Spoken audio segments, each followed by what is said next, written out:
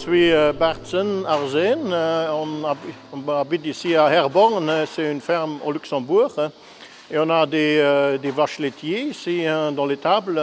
Et on fait des céréales encore et on a une distillerie. Les trois choses on fait ici sur la ferme.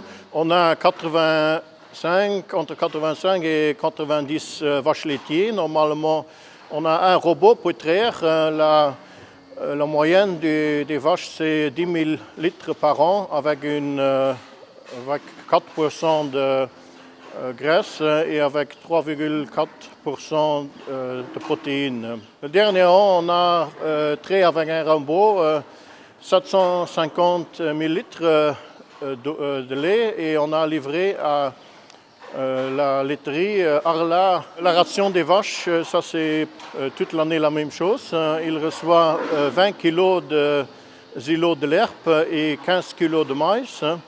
Après 2 kg de céréales de nous et 1 kg de azalix.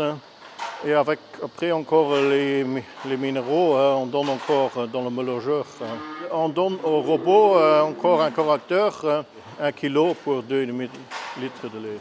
On donne l'aliment une fois par jour avec un tracteur, avec une mélangeuse. Et après, chaque heure, par un petit robot, il donne l'aliment aux vaches. Je donne maintenant 1 kg d'azalix par jour. Et devant quelques ans, on a seulement donné pour les protéines, on a fait seulement avec le soya.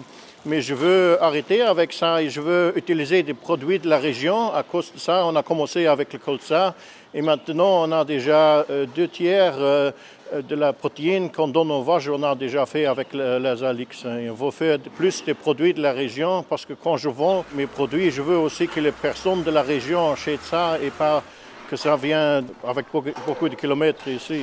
Quand j'ai repris l'azalix dans la ration et j'avais arrêté avec le soya, j'avais moins de protéines dans la ration, mais au cause de ça, que j'avais des différents aliments, le résultat était le même et c'était encore moins cher que le soya en avant. Devant 2-3 ans, on a commencé de donner des aliments qui sont non OGM. Depuis 1 an, on reçoit de la laiterie aussi 1 centime en plus quand on donne des aliments non OGM. Et dans le cas-là, c'est bien de trouver des choses comme l'azalix où on peut faire ça. Je suis Piet van Dijk de Luxembourg.